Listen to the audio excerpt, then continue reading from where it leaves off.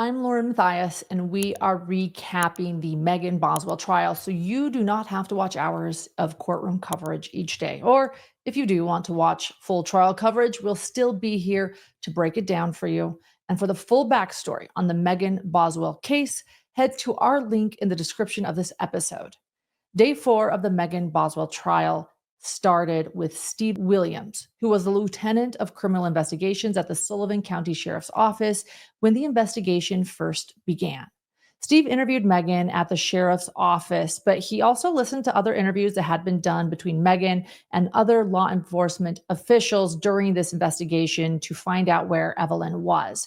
The interview starts off on a pretty interesting note. Take a listen. Hello. I'm Steve Williams. Hold on just a second, okay? Don't go nowhere. I can't go nowhere. They've been talking to you about your child, right? Yeah. Okay. And where's the last time you saw your child? I'm coming home and telling her. Right after Christmas. Where? Ethan. Okay. And you say Ethan, does that mean Ethan's in Louisiana or Ethan's? In Boswell. Like I told him, I don't know if he took and dropped her off somewhere right after I dropped her to him, but I don't know what's going on. Where did you give her to Ethan at? Boswell. At his grandparents' house. Okay. And what's his grandparents' name? I know his grandma's name is Sherry, but I do not know his grandpa's name. Okay. Have you ever been there? Once or twice. And you've met him? I've met Carl. And that's his grandfather? Yes. Okay. And I'm sorry, I didn't mean to tell you I didn't know his name, but as soon as you asked me, it spit right on my mouth. that's no problem. Am I any questions here or not? No. We'll be done in just a few minutes. Okay. Why are you in a hurry? I mean, like, no, but if they're going to keep questioning me and keeping me lying, like, I want an attorney. Okay. Because I'm not lied to them. Okay. Well, do you want to talk to me? Yeah. Okay. All right. Megan goes on to say that the last time she saw Evelyn, her own daughter, was on Christmas Day when she took Evelyn to Ethan's grandparents. She claimed that she did not walk inside, but just stood in the driveway. And you dropped Evelyn? Mm-hmm. And Put the car in his car and everything. what kind of car was he driving? A 2018 Nissan Versa. It's black. Okay. And then that was Christmas Day, right? Mm-hmm. Okay. And then after Christmas Day, do you communicate with him again? He won't talk to me. But On New Year's Eve, and sort of on New Year's, I guess, me and him argue back and forth. on text message or actually? On the phone. Okay, so actually talking. Yes, he would get mad and hang up, and then I'd call back, and he'd answer for a little bit, get mad and hang up, and then just quit answering. Did he say he had Evelyn in? Yes. And I left him tons of voicemails, and I was like, look, like, if you want me to leave where I'm at, like, I'll come spend New Year's with you and Evelyn, like, I just want to be there as a family, you know what I mean? But I'll come to where you are. Where was he at then? I think he was at his friend's house. Who's his friend? I don't know, to be honest with you. Friend around here or friend? Friend around here. Okay. And you don't know who his friend is? He doesn't tell me anything. Okay. How long have y'all dated before? Like 3 years, maybe 4. Okay. And, but you didn't 3 know years, his, yeah. And you didn't know his friends? No, I was never allowed to be around any of his friends. Okay. And then, did you ever call him and say, hey, where's Evelyn? It's been I've tried to 2 call, weeks. and he won't answer. I would leave voice messages, he wouldn't call back. And honestly, like I was telling them, like I had Evelyn for like over a year, and he never checked on her, and I had to support her by myself. So when I got up here, I was like, you can take care of your daughter for a little bit. Not that I don't love my daughter or want to be with her, you know what I'm saying, but I was like, you don't help me at all. Like, I want you to see how it feels, no help. So he didn't help you financially or No. taking care of her because No. he was in the military? Yeah, like he would never even be like, hey, like, is she okay? Or like try to check on her, help me at all. Does You know he what I'm saying? live in a house down I don't know. there? And you don't know where she's at? And the last time you saw her was Christmas? Right. Right. Have you went to his grandparents' house? Yeah, but nobody was there when I went. Okay. Have you called them and asked them where she's at? Okay. And what brought you here today? I guess my dad called. So you still hadn't heard from her about somebody's call about her, Yeah. right? And you have no idea where she's at?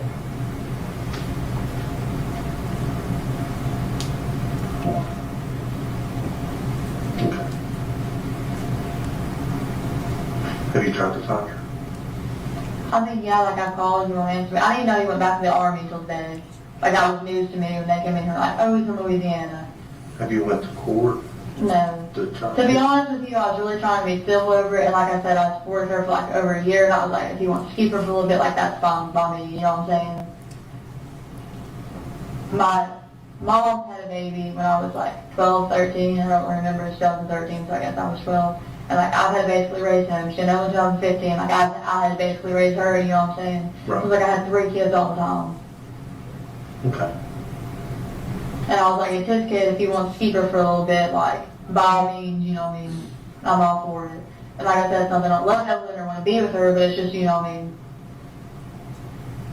it is what it is. This, of course, contradicts earlier trial testimony in the trial where Ethan testified he never saw Evelyn that day. And Megan seems pretty nonchalant and perhaps even annoyed to be interviewed about her missing daughter, at least from what was played in the courtroom. After they played the interview, Lieutenant Williams was cross-examined. Attorney Scott brought up when Megan mentioned an attorney, but Lieutenant Williams was quick to say she didn't ask for an attorney. She said, quote, if this happens, I want an attorney, end quote. Megan also asked him if she needed an attorney on his way out of the room after the interview, and on the stand, he testified that he told her he couldn't answer that for her. The second witness on the stand was Joey Strickler. At the time of Evelyn's disappearance, he was working at the Sullivan County Sheriff's Office as captain of criminal investigations, although he now works as a victim witness coordinator for the DA's office. Throughout the investigation into Evelyn's disappearance, Joey worked as a liaison between all of the different agencies involved, which included Sullivan County, the TBI, and the FBI. He also interviewed Megan twice on February 20th.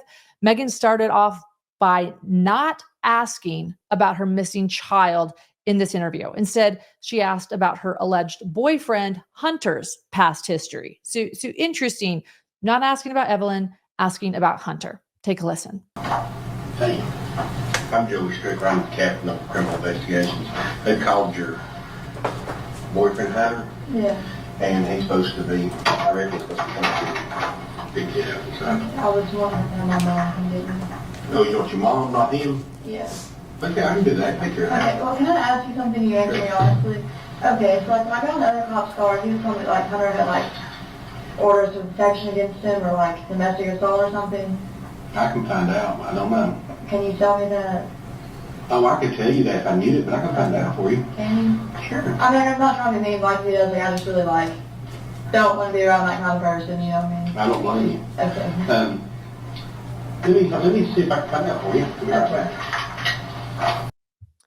Joey continued to try to talk with Megan to see if she would give any more information regarding Evelyn. You know, I've been watching, these videotapes. I've been watching it. I've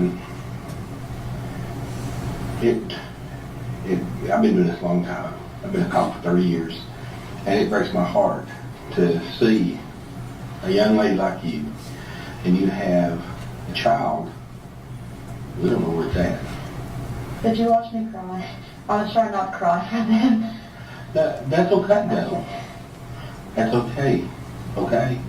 Because the fact of the matter is, you give a Maggie, that right? That precious little baby's somewhere. I don't know. And I honestly believe, I want to believe that you would tell us in a heartbeat if you knew where that child was at. And is there any way that you can think, maybe help me to find that little baby? I really don't know what sorry for telling you I was cry. That's okay. That's okay. Okay? It's okay. I know you've not seen her in a while, and I know we've been talking to even we've had him on the phone. We've had his captain on the phone, and we've been talking and trying to find this baby. Is there any way that somebody has that baby that's a friend of yours or a family member that's afraid that if they're afraid to tell us, or they're afraid that you'll tell us, so they keep. I don't know if you know that I dropped her off somewhere. What happened? So I was trying really hard to cry, but I was like thinking about her. I dropped her off, and she's asking what she's wearing and stuff like that, and I'm sorry. That's okay. That's okay. It's okay. I understand. Please, we're just trying to find out what happened to that whole thing, and I'm a daddy, and it breaks my heart to know that this child could be with someone that don't love it, that don't take care of it, or God forbid something bad's happened to that baby. And the thing about it is, everybody's going to point back to you because you're the mama, and you're the mama that let the baby go. When I say let the baby go, I mean you're the one that took the baby and said, here. I know, but I was giving her to her dad, and I thought it'd be okay. You say you thought it'd be okay. Do you think something's happened to it? I mean, no, but I didn't think that, I wasn't going to see her for months at a time or something like that. What I did, when all this started happening, I was like, oh, well, I don't want to be my mom just to try to, solve myself. I don't want to do that, you know what I'm saying? I don't want to be that person who does all that, you know what I mean? And, I just worried her for over a year about myself, and I was like, if he wants to keep her for a little bit, it's fine. But how old are you, may I ask? 18. You're just a young lady yourself. You're a brand new mama, and you just thrown into a different world, wasn't you? And I can understand you feeling that way and saying, hey, I just want a little bit of time to myself, a little bit of time to be me before I have to be a mama. And you had all these things that happened so quick to you. It's bless your heart. My heart goes out to you, but I'm telling you, we've got to find that little thing. We've got to find her. And do you remember when she broke her arm? Somebody said she broke her arm. I don't know if she actually broke her arm or not. I just know it was bruised. I never saw it, so I don't know. You never saw the bruise? No. Did this happen after you had gave her to you? Okay. Well, now, when they say that you dropped the baby off at his parents? His grandparents. His grandparents? Me and him stood outside. We didn't go in. And where was the baby at? On my hip. And then I let her kind of go to him to get used to him. And I stayed about 30 minutes and she was fine. So I left. So did the grandparents ever come out? No. They never did come out? No. Okay. And then that was the last time you seen her? No, I saw her the next day. You went back and seen her the Just for a second. Ethan brought into it. He told me to leave. Okay, who was with you when you went back? It was just me. Just you. Now, was you dating anybody during that time after you left? Hunter. But I didn't really tell me and Ethan were into it. Okay. So you went from Ethan to Hunter. Okay. Then the interview shifted focus towards Ethan, who at the time of this interview was the alleged father of Evelyn. We know now that Ethan was not and is not Evelyn's father. But Megan said that she met Ethan as a freshman in high school. She also talked about her trip to visit him while he was in the military and said that after she went on that trip, she brought Evelyn back home with her. When asked about moving out of the trailer and moving in to live with Hunter, she had some interesting things to say. You stayed there, and then you moved out of there and moved in with Hunter? Yeah. Okay. Did Hunter ever see the baby? Yeah. Hunter Not much, I won't lie to you, just because I'm That's worried fine. about bringing Evelyn around people, you know what I'm saying? I understand that. And also at the time, I'm not gonna lie, Hunter told me he's on probation, we were talking about before, you know what I'm saying? I'm iffy on who I bring her around, you know what I mean? Okay. So you was thinking that you was doing the best for your baby by Not having her around. him, and I know that sounds bad, but like now that I know him better, I don't think he's that person, don't get me wrong, you know what I'm saying? But I only known him like a couple of weeks when I moved in with him, you know, when I was kind of like kicking me out, you know. okay. Didn't really have anywhere else to go. But that led you to, I guess what I'm trying to say though is, that was a natural route for you to go as far as if you wanted someone to watch Evelyn was take her to Ethan. Yeah, her dad. Her dad. Okay. Joey explained to Megan that they were going to put a nationwide alert out on Evelyn, and he really seemed to try to be appealing to her emotions to get her to help with the search and with this missing child case. I just pray to the good Lord above that we're going to find her, and we're going to find her alive, and find her well taken care of. Because I've been doing this a long time, and the worst thing that's ever had to deal with is the death of a child, or a baby that's been hurt, or a baby that's been abused. And I have a lot of nightmares about that, and it's been too many to count through the years. And all I want to do is stand up for that little baby that may not be able to stand right now.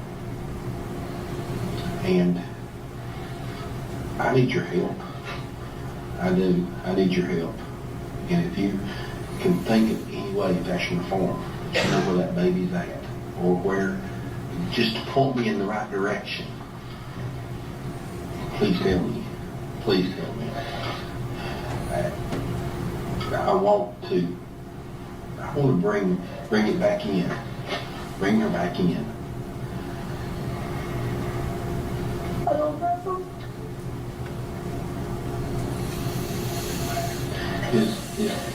Is there any way that can you tell me a reason why that you didn't reach out since Christmas to the family to try to find Evelyn and talk to her, just sit up and even put her on the phone, let me speak to her?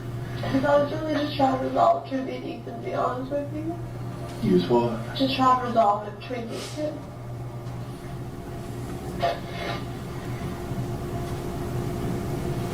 So, tell me what you think?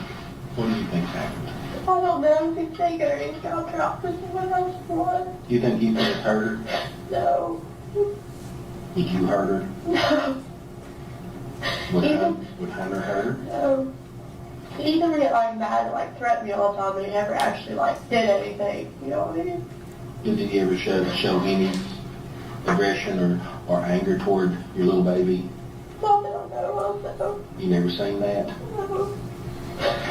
You said that she had a bruise on her arm earlier. How did she, do you know how that bruise happened that you think is, She fell off the bed. That's what I was told. where at? And Ethan. Did that happen? Did you ever see the bruise and stuff? You never did see the bruise or the broke arm or anything like that? So you did have some telephone conversation apparently with Ethan about her. Yeah. Okay. Well, this is weird because the things that we're being told is that by him, he's like, I've not seen her. He has seen her, I swear to you, he has. I mean, the last time you seen that little thing. On Christmas Eve, Mm-hmm. he had her then, but I had her for a little bit on Christmas. So me and my family told her we went fishing forage every day and night. And I came back Christmas Day, and I got her stuff that I got her. And I got, like the stuff that my brother got her and stuff, and I took it to him. They're on, off of Hartown. Did you get to see her that day? Yeah. I had her for a couple hours. What did you take to her that day? I don't know what my brother got her, but I got her like a little horse and like baby shark stuff and clothes and stuff like that. So sad. After playing the first video, court took a little bit of a break before playing the second video, and the second interview was different from the first. By this point, it seems like Joey is already considering Megan to have something to do with Evelyn's disappearance, but Megan continues shifting the blame. I have, I got some, been a couple long time, and I've got my own opinions about this stuff. But just something's just not adding up. It's just not adding up. And if there's something that you think in your mind, anyway, fashion informed that you could think that. Well, I was talking to Dad today. He told me talk to Mom and that she said when all this started going down, she was going to have to disappear, that she was going to go to jail. I don't know what's going on. Your mom ever done something? I don't know. That's all he told me today. I don't know what's going on. So Tommy told you that When all this started going on, because he called her the night before, he talked to you all, and he told her what he was going to do, and then she said, well, you can't do that. This is what he told me, like, I'll have to disappear. I can't come back to that. I'm going to be on there. I hope she didn't do anything too. But I thought Ethan had the baby. I thought he was too good, but this is just what my dad told me this morning. I promise you, I talked to him on the phone on my way down here, because I called my grandma first. I wanted to stop down there for a few my parents. I've never had any talk to you, I just wanted to, when he called me, he started telling me. So Tommy told you that he has talked to. No, this was before he called up here, Okay, but he has talked to your mom. a couple days ago. And that, he told me that he lied to her, well, and me, and said that DCS was going to do a whole visit on Elijah because he thought that she was going to resolve it. And so he basically, but what he said to Angel, man, help me with this. But he told Angel that he was going to send DCS to. Said all the ambulance and stuff, and he told me that she said, oh, like, I'll have to leave, and like nobody can ever find me again, like I'm going to jail and stuff like that. I'm sorry, I'm not being biased. That's just the last part to say.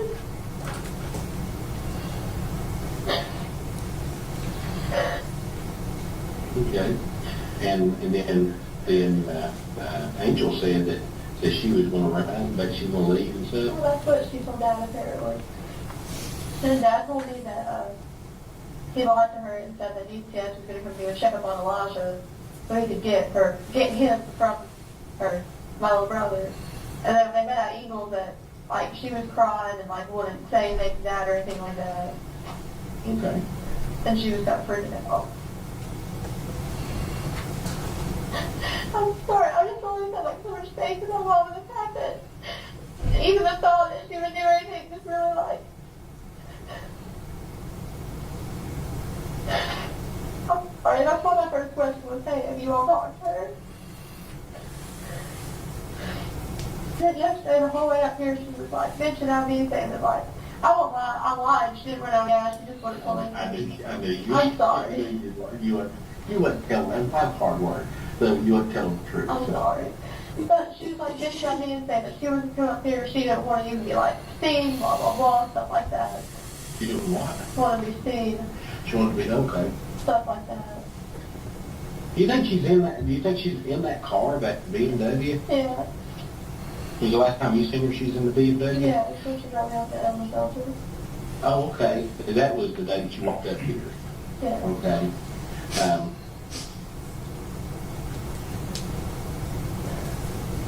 Was McLeod with her? Yeah. Did he drive or did she drive? He usually drives. Did he usually drive it? He was driving that day. Okay, and whose car is that? Whose Beamer is that? Well, Hunter gave it to her, but he didn't get the title on it over there. Okay, so that car should be in Hunter's name? I think it's his brother's name, that's why he didn't get the title on it over there. It was Hunter's car, but Tanner was going to buy it, and then Tanner backed out on it. When Megan was asked if she had one shot to get her baby back, where she would go, Megan started talking about Mendota, saying that her mom and her mom's boyfriend had been trying to get her to go up there. As a quick side note, you'll remember that she also brought Mendota up in a TV interview. Well, actually, I want to talk about that. I've told TBI where to find her in Mendota. My mom took her to a campground and a silver camper, and if they don't go tonight, I'm going to go find her myself. because I've told them and they're not really like taking it seriously. And if they don't go tonight, like I will go myself. When asked about how Megan gave Evelyn over to Ethan to kind of figure out how her mom was brought into it, this is what Megan had to say. Now, I know that you said that you gave Evelyn over to Ethan. The mom also told me that she talked to Ethan's sister. Your mom has talked to Ethan since. That's what I don't know, like 110%. That's just what I've been told. She told you that?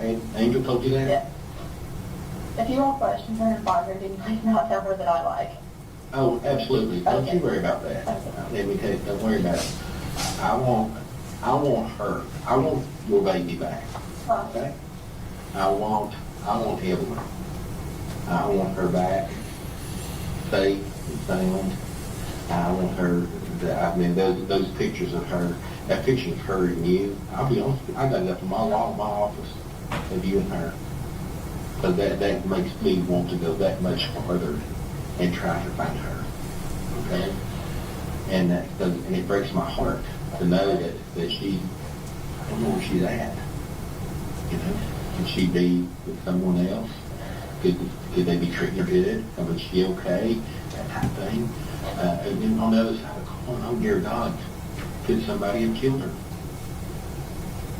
Could that little baby be in a ditch line somewhere, or maybe in a trash pile or something like that? And that's what God did. And but you said Angel has talked. She says that she's talked Yeah. She's talked to Ethan, and you're pretty firm that you gave let Ethan take care of her right at Christmas. Was it Christmas Day or No, it was Christmas Eve. Christmas Eve? Me and my family went to Pigeon Forge, and I dropped her off before we left. Your little girl did not go with you to Pigeon Forge. No. Me and Hunter and Dad, my brother, his wife, and like their kids went.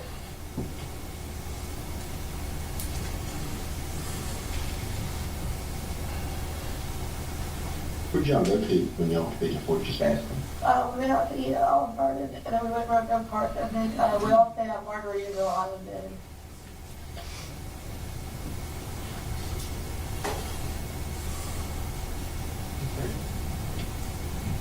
I'll stay there before. It's a pretty nice place. So you come back on Christmas Day, Yeah. and then you went back over. Did you see her on Christmas? Yeah. Okay, so you went back on Christmas Day. I had her at Christmas, so Did you get to see her? for a minute, yeah. Did they let you hold her and everything? Okay. What time did you go over on Christmas Day? I don't really know, to be honest with you. I went to my brother's, picked this stuff up probably around like 4 or something, so I guess it was after that, So you took presents to her you know. at Eaton's. And you took them over there. And, did you get to go in, or did you just... No, he always said he said I'm fine.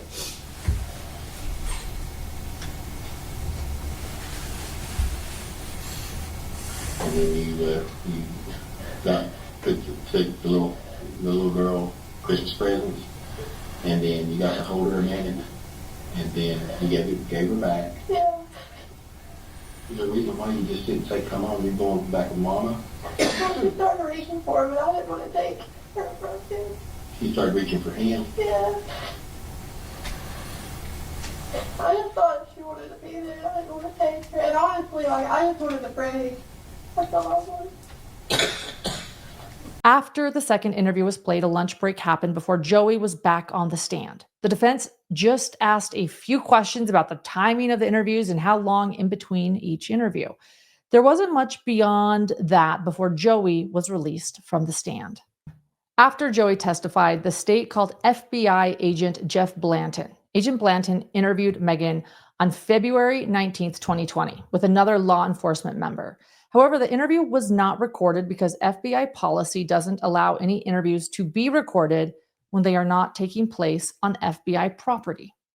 Agent Blanton said that Megan told them that she had dropped Evelyn off with Ethan at his grandparents' on Christmas Eve alone, but the last time she saw her was on Christmas Day. Blanton and Megan talked a lot then about Ethan. It's your belief that the last date was December 25th? Yes, ma'am. Okay. To your knowledge, did she tell you whether or not she'd ever left Evelyn with Ethan Perry prior to this time?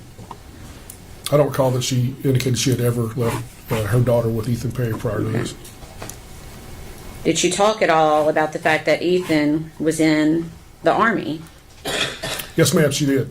Okay. What did she say about that? She told me that Ethan was in the Army, that he was home on break, and that she was going to let her daughter Evelyn stay with Ethan, who she indicated was his biological father, for the holiday.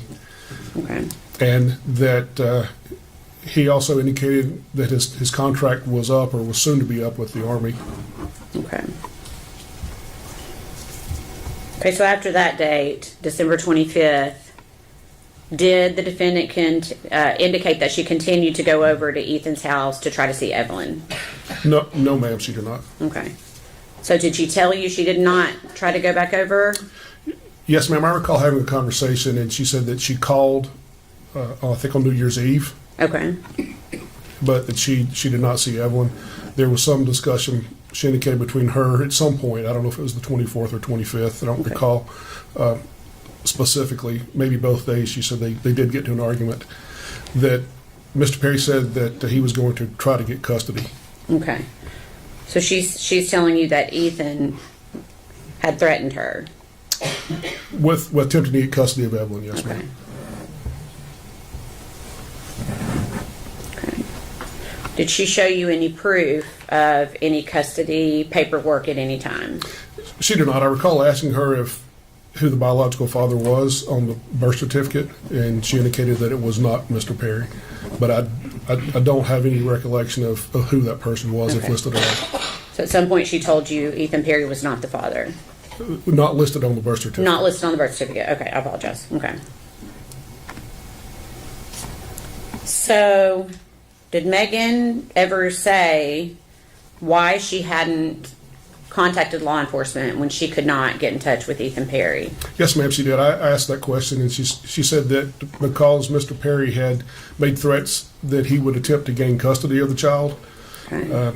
that she was fearful if she went to law enforcement that would further anger him and bolster his case about getting custody of the child. Okay.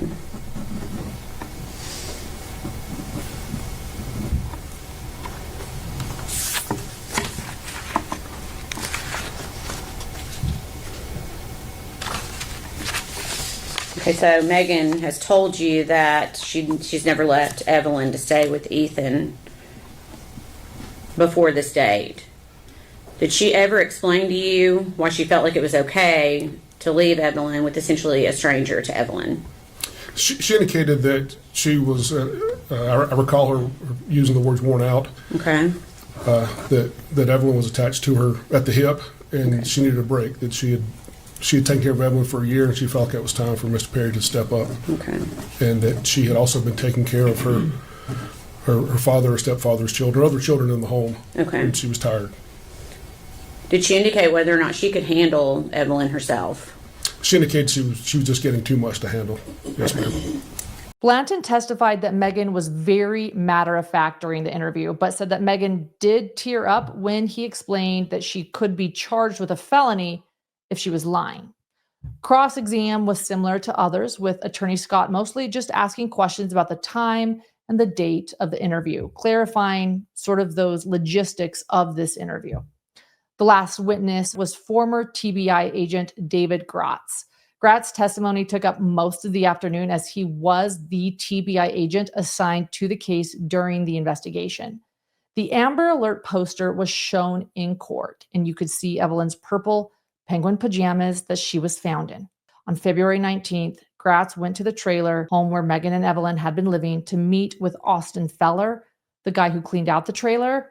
At that point, there were new people living in the trailer, but they were informed that Megan had left things behind. And When they searched the shed next to the trailer, they found a pink and black stroller that was believed to be Evelyn's. This stroller was also in the courtroom on Saturday, and Gratz confirmed that was the stroller that he found. I'm going to ask if you can identify this piece, if you can recognize what that is.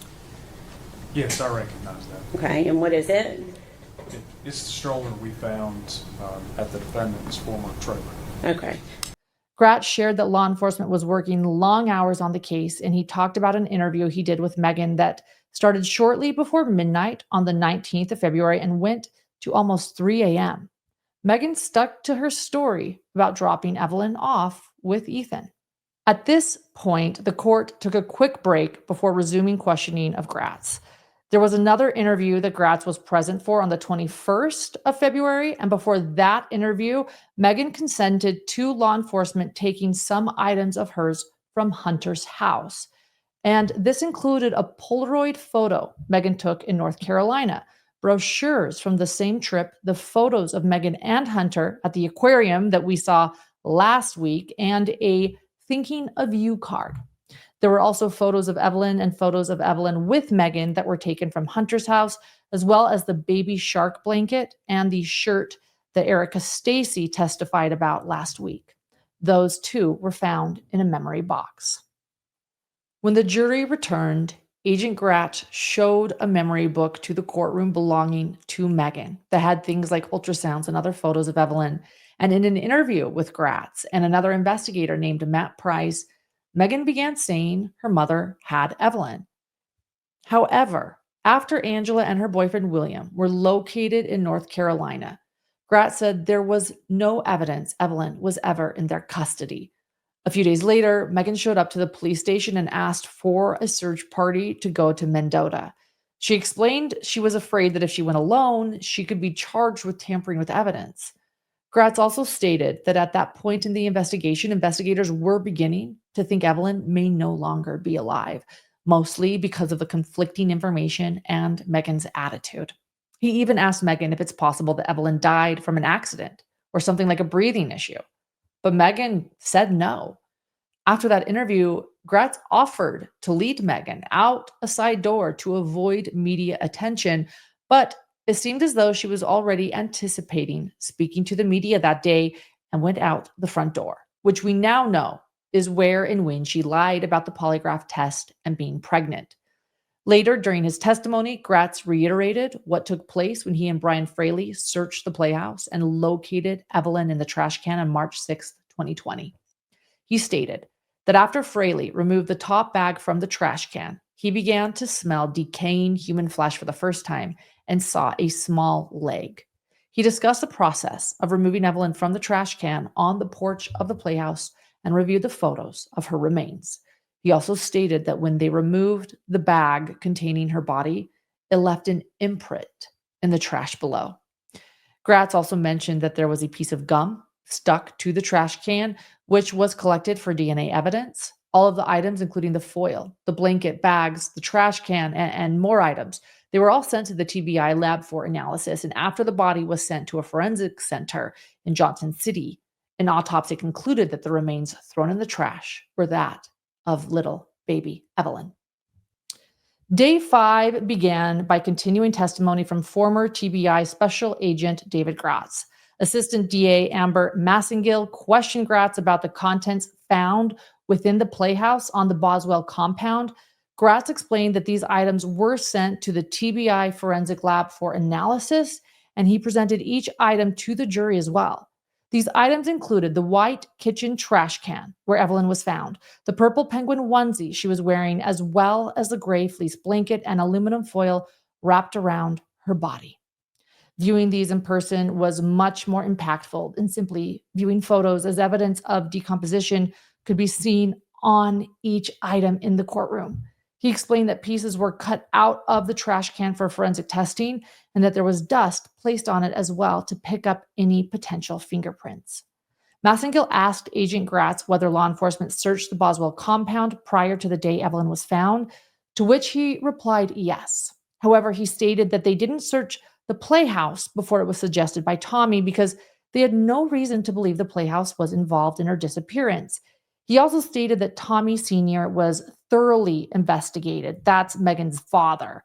And they had no reason to believe that he was involved in Evelyn's disappearance or had knowledge that Evelyn had been placed in the Playhouse. Massengill questioned Gratz about all of the other potential suspects. That included Ethan Perry, who back then was considered Evelyn's father, Angela Boswell, that's Megan's mother, William McLeod, that's Evelyn's mother's boyfriend, and Hunter Wood. That was Megan's alleged boyfriend, Hunter. And he said that they were all thoroughly investigated and determined to not be involved in Evelyn's disappearance in any way.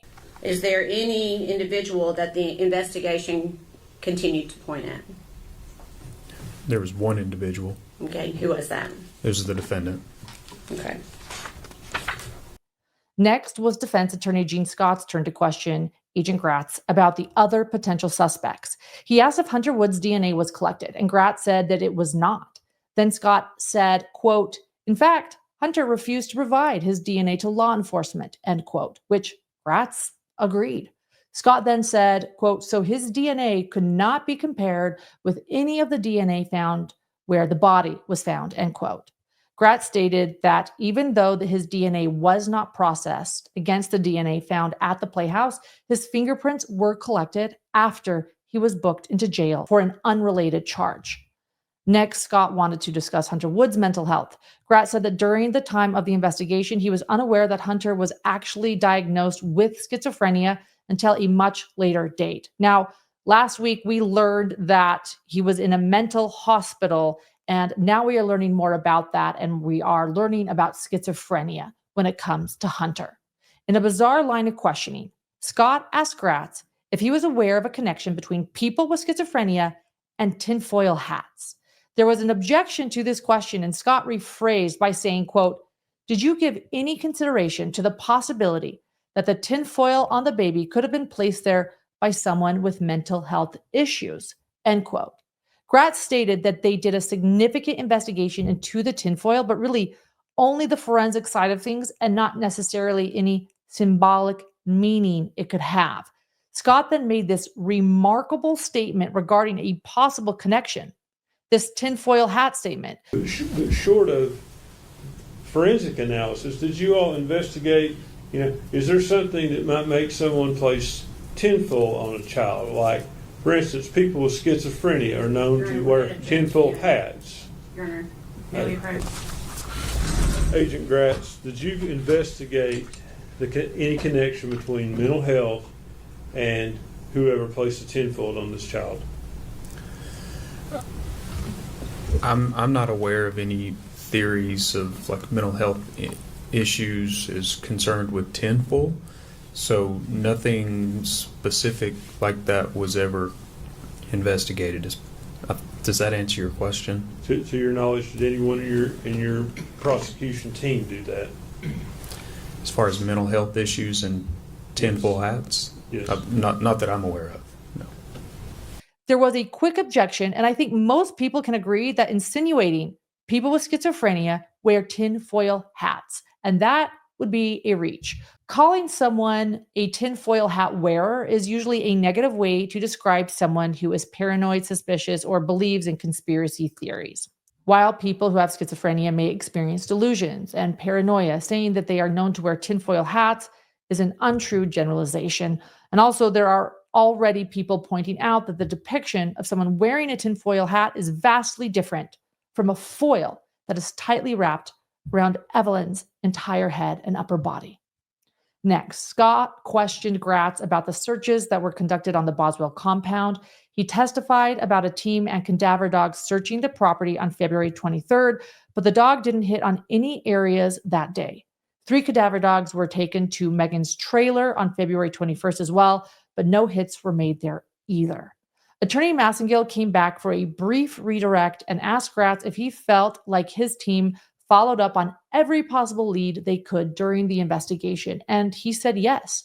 She began to ask him if out of the 20 plus people that were interviewed, if any ever saw Hunter with Evelyn. But there was an objection, and he was unable to answer that question.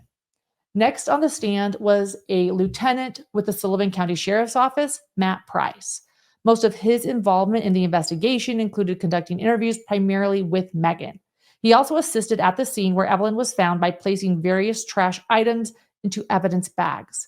Lieutenant Price held up some of these items, such as water bottles, a baby bottle, a receipt, a tissue, rubber gloves, all of which were collected from the bags inside the white trash can.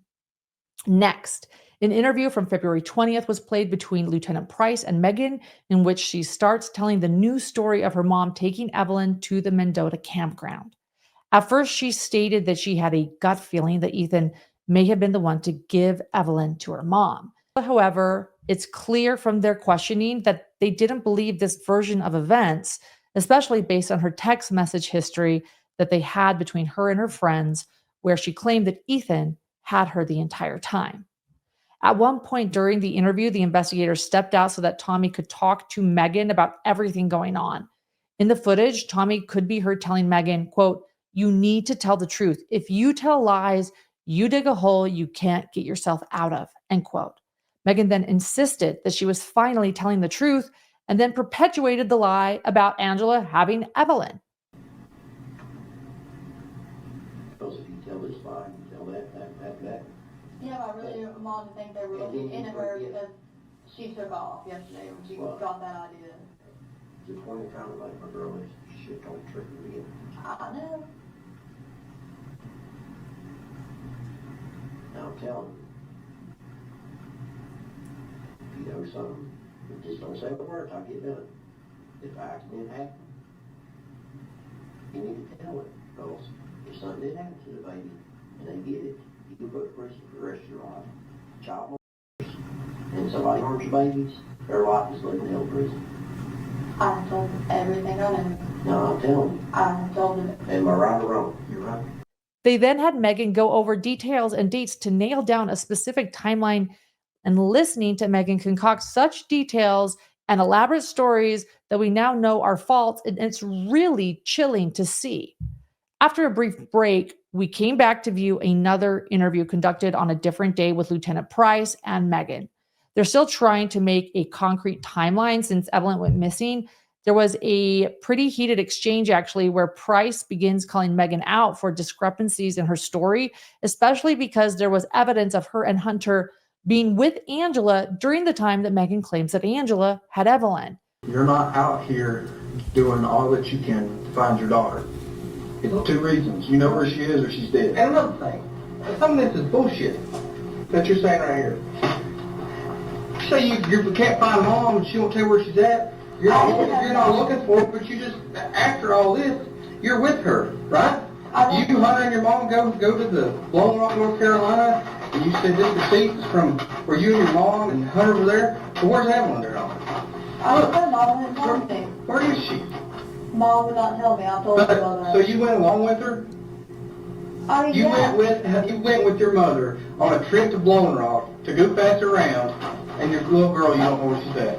Is that what you want me to believe? I'm being honest. That's not what I asked. You went, you've got detail after detail after detail after detail of this little girl. Her whole entire life. Basically, daily, you can tell us specifically to the day, to the hour of what was going on in your child's life until here. When Megan said that she's finally being honest, Price didn't mince words and said, quote, "bullshit," end quote. At that point in time, it appeared as though Hunter believed Megan was pregnant with his child, and they began going to look at apartments together. And when applying for one apartment, they wrote that there would be 3 residents. Agent Gratz, who we heard from before, said, quote, "You go out hunting for apartments and not for Evelyn? For you, Hunter, and the new baby." He put on the application that 3 people will live there. That's the 3 of you, the new baby. Evelyn's hung out to dry. That's why in my heart, I believe Evelyn is dead, or you know where Evelyn is, end quote. Megan coldly replied, quote, "I don't know where she's at. The last person I knew had her was my mom," end quote. not even addressing anything else he said, like apartment hunting for the new family without Evelyn. Gratz then said, quote, "Well, here's the thing. Your mom's hung you out to dry. There's something you're not telling us. I mean, do you not care about her?" End quote. And Megan said, quote, "I do care, or else I wouldn't be up here," end quote. And he said, quote, "Bullshit. You don't care about her. She's been gone for how long? You never picked up the phone. You never called DCS. We're months behind finding her. There's nothing more we can do for you. You're going to go home while we're looking for your baby and not care. That's all we can do," end quote. At that point, Megan started becoming more defensive as the investigators were calling her out on all of her lies, her bizarre behavior, her seemingly not caring about Evelyn's safety, and she just developed this very condescending attitude that was pretty hard to watch. Wherever Evelyn is, whether she's alive or whether she's dead, you're at peace with it. I'm not at peace with it. You don't show it. Just because I'm not crying all the time. I'm not saying crying all the time. It's a lot more than just crying all the time. I mean, like I said, I'm a parent. I have 3 kids of my own. If one of them, and they're older, and if one of them were gone, you couldn't tie me down anywhere, because I would be out if I was on foot in the snowstorm looking for them. But not you. You're out here at Blowing Rock, Ripley's Aquarium, going to pick up Olive Garden. Life is normal for you. She's gone, and you're at peace with it. I mean, no, it wasn't exactly normal. You're at peace with it. You're with Hunter. You're with him, doing anything with him, running around here, going places. That does not mean I was at peace. And Evelyn's gone. That doesn't mean I was at peace with it. How is it not? Because you were there. Not here with her, not looking for her. You were there with him. Are you at peace with it? No! What are you not at peace with? I don't have my child. We know that. I'm just sitting here trying to figure out what in all of this, what looks the worst. I can't tell if it's the fact that you're going to Ripley's a week after your child's been missing 5 days, or the fact that you're picking up food provided for somebody else, some random dude, basically. No, he gave me the money. Okay, but you're going to get it and got it for him. I was in Kingsport. Whatever, you ain't got it for him. Could have been looking for Evelyn. You're providing for somebody else. You're coming to care for somebody else now. Blowing Rock, however long you spent there, you got Hunter's insurance in that box, in your baby box. After the video, the defense attorney, Scott, asked Lieutenant Price if he's sure they Mirandized Megan before each interview. He said they did, and it seems as though Scott was trying to cast doubt on their process and making sure that the interviews could be used. And then Scott asked if Price had any interaction with Hunter Wood, to which he replied, no. Scott brought back up Hunter's mental health problems and if Price believed that would affect how they investigated the case. Attorney Scott seemed to want to push the issue that Hunter and his mental health weren't looked into further. Next on the stand was state's witness Jay Quintance, who is an employee for the local news station WJHL. Jay explained that one of his reporters interviewed Megan during the time Evelyn was missing and that they turned over the raw footage to law enforcement. At that point, they played the raw footage, which was used prior to editing and airing the TV on interview. Obviously, today we are seeing videos of Evelyn. Mm-hmm. First off, tell me what kind of little girl she is. She's very sweet. She loves everybody. She's never been mean ever, which I'm very thankful for. She's just a really good-hearted baby in general. Like textbook how you want a baby to be, like has every milestone early, you know what I mean? And speaking of that, tell me what kind of things is she like? What kind of milestones has she been hitting recently? Well, when she was 6 months old, she actually put a bottle on her own and it went straight to a sippy cup. She started walking probably around like 10 months. That was kind of hard though, because she's like not like small as in like underfed, you know what I'm saying, but like she was a preemie when she was born. She's like a smaller baby and she kind of had trouble like balancing her weight, but she finally got the hold of it. She's starting to say a lot of words and, you know. Tell me what kind of things she likes to do. What kind of is she into any certain TV shows? Only Baby Shark. And riding in a car. Yeah. She loves to be in the car. We went to Texas to see her dad, Ethan, and she slept the whole way there. Like, I had to make her wake up to eat and stuff like that. And that's like a 24-hour drive there. So let's get into the last time you saw her. Tell me what that time was like and when that was. Well, actually, I want to talk about that. I've told TBI where to find her in Mendota. My mom took her to a campground and a silver camper, and if they don't go tonight, I'm going to go find her myself. Because I've told them, and they're not really, like, taking it seriously, and if they don't go tonight, like, I will go myself and go get her. Tell them why. They're not.